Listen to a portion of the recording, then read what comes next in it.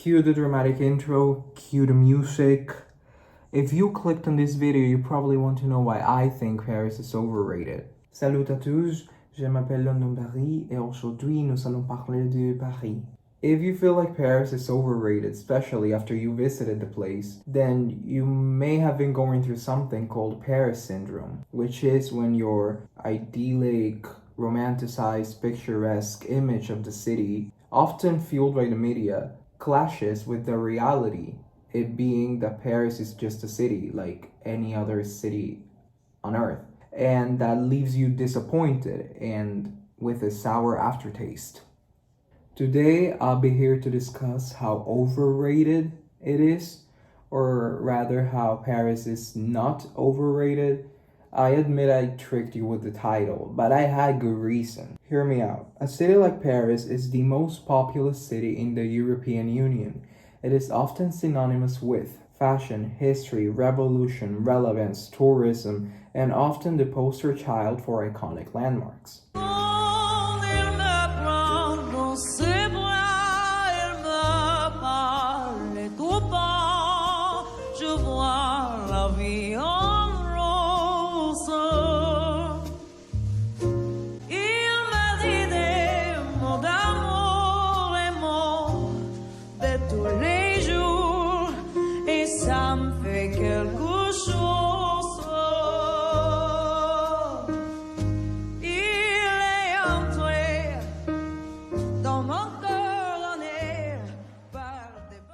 I mean, just being honest, Paris is one of the most recognizable places on earth. I'd even go as far as saying that Paris is the most recognizable city in the world. There isn't a single person in the world who hasn't heard about Paris or is not able to recognize it just by looking at a picture of it. And that's bewildering, especially because it would have been the city that gave me my name. No offense to London, no shade at all. Classic tale of two cities, huh? So back to Paris. Having been around since the 3rd century before Christ, the Parisi, a Celtic tribe, settled along the banks of the Seine, which would become modern-day Paris. Then, in the year 52 before Christ, the Romans came in and attained power in the area. It was Julius Caesar who bequeathed the city of Paris its name, Lutetia, which comes from Latin and Gaelic and Greek and Celtic, but it all means the same thing: marsh or swamp.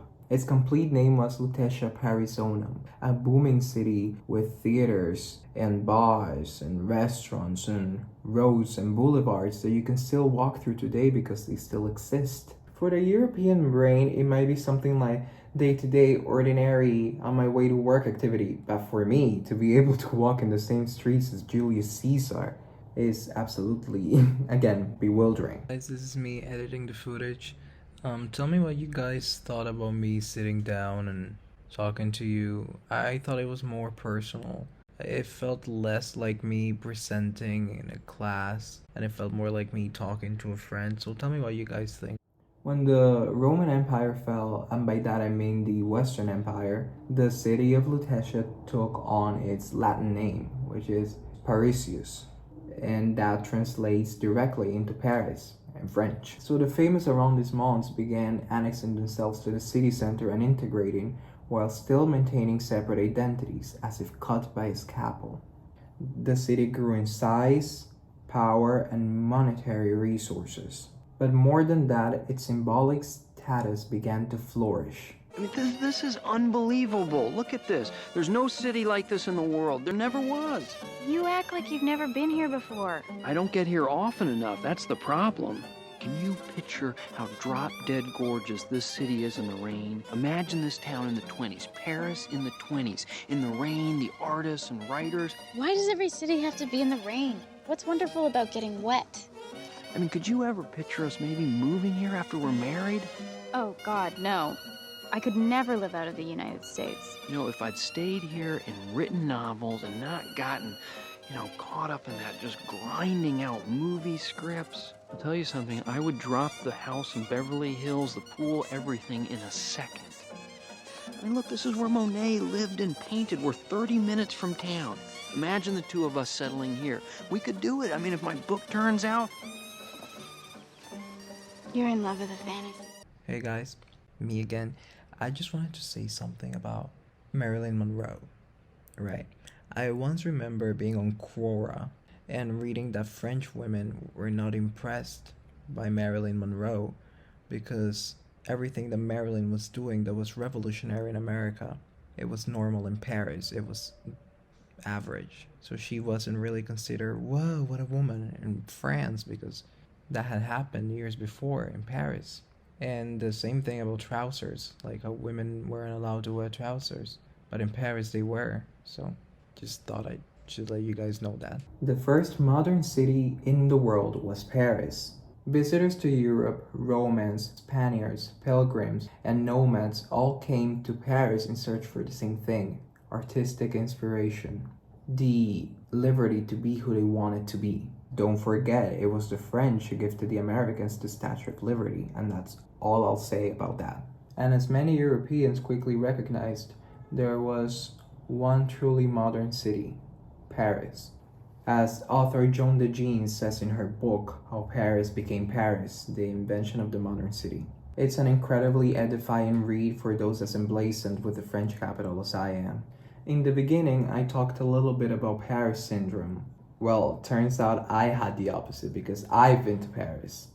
And my expectations were tundra low. I'm talking, I thought the place was fine before going, but I never really cared that much about it. The city very much surprised me, so much so that I still daydream about it. Mainly, the city proved to me that after all these years, it is still avant-garde in trends because it is spearheading the sustainable urbanism revolution in Europe.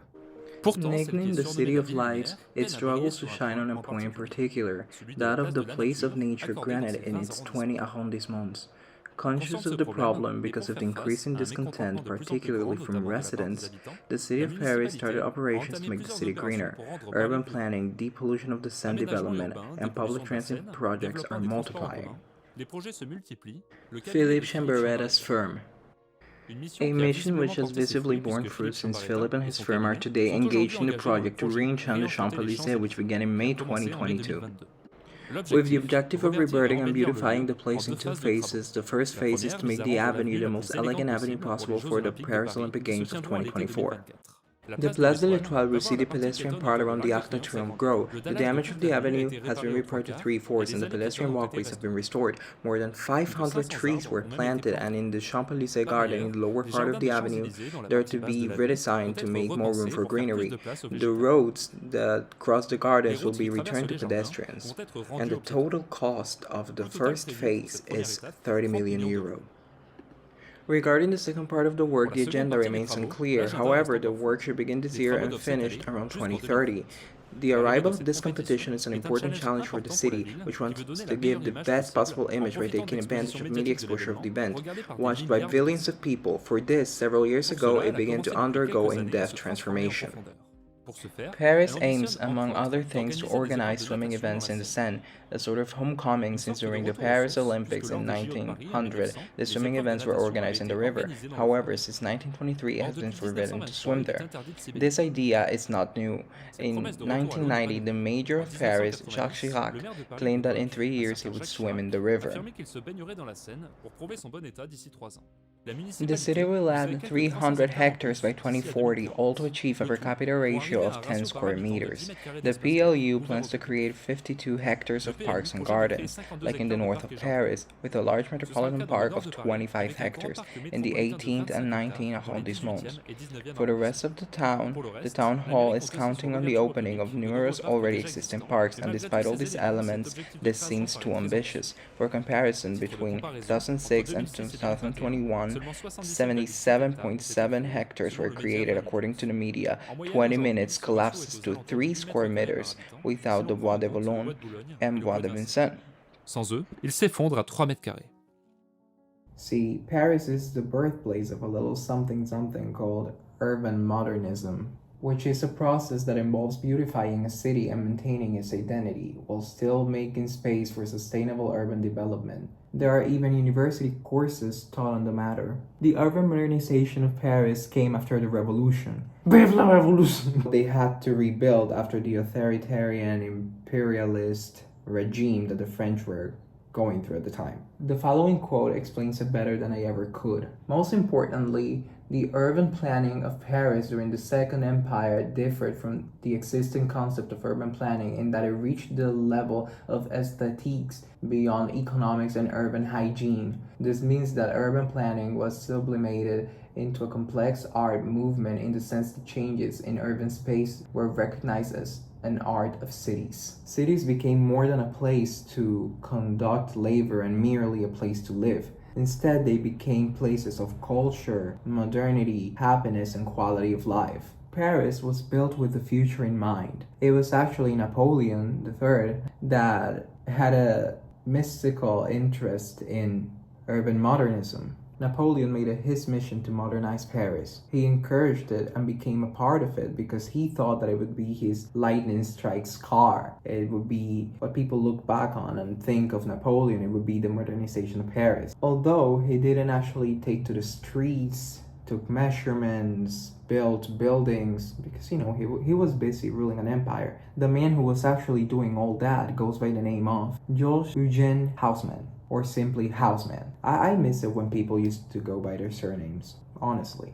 Haussmann, under the wing of Napoleon, made sure to fill up the city of boulevards, trees, and parks, making the streets of Paris be known as the streets of Paris henceforth. He imposed height regulations for buildings, facade regulations for buildings, and even street width regulations.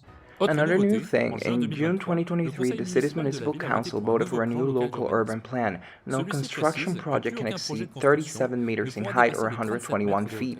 It doesn't apply to projects launched before this date, such as the Triangle Tower. You can say he was thorough with his job. The man cared for Paris, okay? All of these measures were made to give the Parisians some sort of happiness and some sort of mental break after the revolution, especially after the industrial era, because Napoleon thought that it had polluted the air and they needed green space in order to make people feel better. And this was sold in the 19th century, and it remains to this day. Haussmann's urban scheme of Paris served as a model for the development of boulevards and parks in other places, such as Cairo, Buenos Aires, Brussels, Rome, Vienna, Stockholm, Madrid, and Barcelona. Following the Paris International Exposition of 1867, William I, the King of Prussia, brought back a large map showcasing Haussmann's projects to Berlin, influencing the design of the future German capital. Moreover, his work served as a catalyst for the City Beautiful movement in America.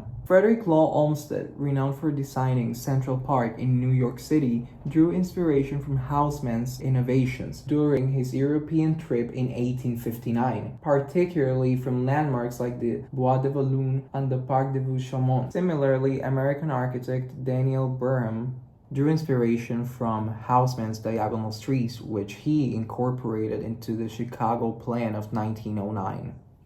So there you have it. Paris is everywhere. And I'm not even going to talk about the University of Paris, the Sorbonne, the Paris Saint-Germain. Even today, as new challenges arise, Paris became the leading city against climate change. Paris is famous for its food, museums, and landmarks, but there's also some less desirable things, most notably a lack of green space. But that's all about to change, as the capital of fashion gets the mother of all makeovers, one that will see it challenge for the title of Europe's greenest city. Just 9.5% of its land is dedicated to gardens and green areas, lower than any other major European city. By 2030, it plans to have planted areas covering half the city, everything from rooftop gardens to entire new parks. Already, the Champs-Élysées is closed to traffic for one Sunday each month, along with the first 4 arrondissements, with less cars and better air quality. Although work on the Champs-Élysées won't begin until after the 2024 Olympics. The Eiffel Tower. Here, a new park will be built around the base of the iconic structure, turning more than 100 acres of land into one of the largest areas of green space in the whole of Paris. Stretching for over a mile, the plan involves constructing a green amphitheatre at Place du Trocadero across the river and converting the Pont de Iéna into a pedestrian garden bridge. Paris has already gone green in other ways too. In 2020, the world's largest urban farm opened here, around 7% of the city is going completely car-free, and almost half of the street-level parking spaces are being removed. After all, the Paris Agreement was signed in Paris. I thought that was pretty obvious, but for all of you who are not familiar with what the Paris Agreement is, it is an international agreement that has a goal of limiting global warming to well below 3.6 Fahrenheit, above pre-industrial levels, with efforts to limit temperature increase to 2.7 Fahrenheit degrees. It needed to clean itself up ahead of the Olympics, and it was here that the International Treaty on Climate Change, the aptly named Paris Agreement, was signed back in 2015. Paris is taking steps to achieve net zero emissions status by 2050. It wouldn't have looked great if the city where such an historic agreement was made did nothing to tackle its very visible problems with traffic, pollution, and lack of green space. For example, the sewers that have been around since 1370 that were expanded under Napoleon and Haussmann, now being modernized and refurbished with the purpose of maintaining the Seine clean and helping clean it. This is especially important to the French because the Olympic. They've got to make sure the water is clean enough for the divers and all the swimming events to partake in the Seine. The mayor of Paris, Anne Hidalgo, has the same vision as Jacques Chirac. The objective is not to clean the river and its tributary, the Marne, but to decontaminate them. An amount of 1.5 billion euro has been released for this. The first mission is to prevent the discharge of sewage in an uncontrolled manner. The solution is being built with the giant underground constructions, a vast water sanitation network. Elle prend la forme d'un vaste réseau d'assainissement de l'eau en sous-sol. Des canalisations souterraines géantes amèneront l'eau vers d'immenses bassins de stockage souterrains. En cause en In particular, a grossly high concentration of E. coli can cause infectious diseases or food poisoning, so water purification plants were designed.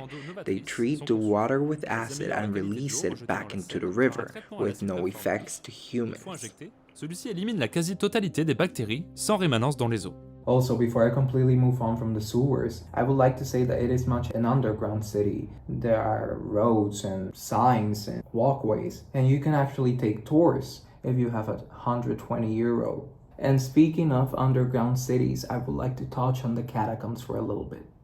A rather eerie place in the city, it was created as a cemetery eliminating measure and has more than 6 million people. And the fact that it remains a constant 58 degrees Fahrenheit all year round makes it even more eerie, but whatever. Nowadays, you can go there for a rave, and there's this urban myth that there are mole men and some communities that live there. I have no idea. I was not able to find a credible source on that, so you just have to take my word or the word of some Reddit users. And because we're talking about Paris underground, I would also like to talk about transit, more specifically the Paris Metro. The Paris Metro is the second busiest metro in Europe, with over 300 stations and 226 kilometers of track. It's also the densest subway system in the world. The average distance between stops is a mere 730 meters. That's 2 times shorter than the London Tube. One of the best in the world, it was opened in the year 1900. It's 141 miles long and it has 14 lines. It plans to go up to 18 lines in the future. You may have heard something about the Grand Paris Express. Le Grand Paris The Grand Paris Express was imagined to begin in 2015 and should last at least until 2030. The cost of the project has drastically increased. First estimated at 22.6 billion euro in 2013, this figure has been blown to 42 billion in 2020. It has already been used up, a figure that is expected to rise due to inflation. In total, the project provides the creation of 200 kilometers of additional track and 68 stations. It's the biggest transit expansion in Europe, costing over $45 billion. This is part of the plan to host the Olympics, so another clock is ticking. You got the sewers, now you got transit. Apart from that, it is also part of the plan to make Paris more sustainable, along with adding more bike lanes and reducing car traffic. Sending the image of a city that respects the environment, cycling in Paris is a good example of encouraging mobility. A major cycling plan has been announced. A budget of 250 million euro should turn Paris 100% cyclable by the year 2026. With the objective of coherence, it plans to add 150 kilometers to the already existing network of cycle paths. There's a great video on YouTube by a channel, Not Just Bikes. He touches on Paris and how it's becoming more cycle-friendly. Go check it out. It is pretty interesting. I'll link it in the description below. About the changes happening in Paris. Mayor Anne Hidalgo has become famous for her initiatives to reduce car use in Paris and provide more space for walking, cycling, and public transit, especially cycling. Recently, the Paris government has announced they plan to make the city 100% cyclable by 2026. But the last time I was in Paris was way back in 2008. At that time, Paris was scary for cycling. 30-kilometer trip through some of the newest bicycle and pedestrian infrastructure in Paris, and wow, the changes are incredible. In my head, I was comparing the experience to cycling there in 2008, but most of this is new even just in the past 2 or 3 years. Author Eric Hassan says the following: in London, Berlin, or Los Angeles, the city limits and the shapes of districts are vague and variable. Paris, on the other hand, so often threatened, besieged, has from the dawn of time been constrained by its city walls. This has always given it a more or less regular circular form, and it has only been able to extend in a succession of dense and concentric rings. Geography.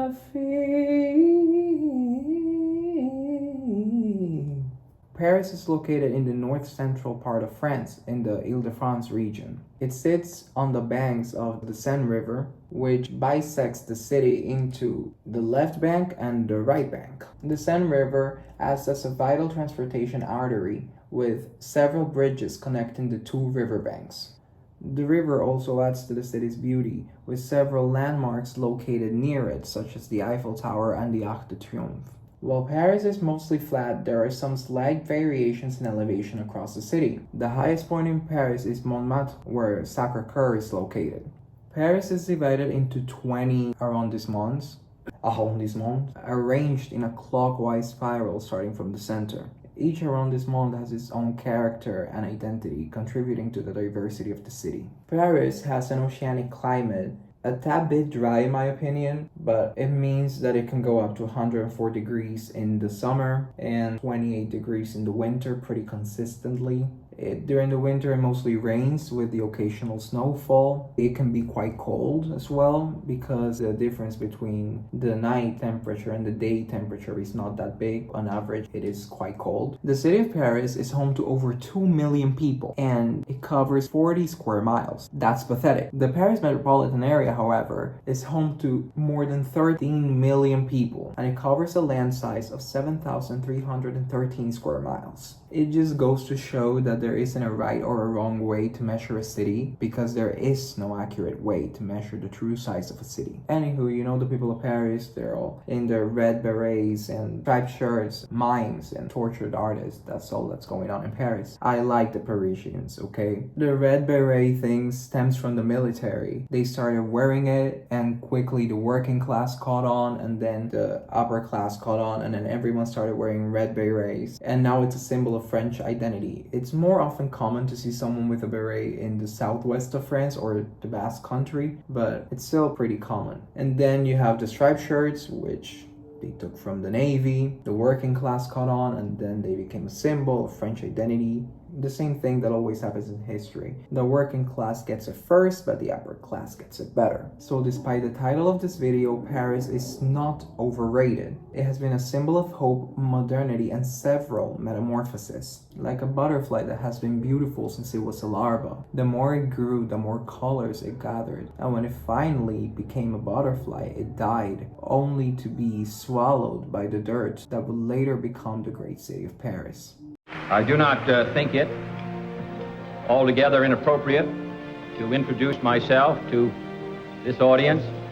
I am the man who accompanied Jacqueline Kennedy to Paris, and I've enjoyed it.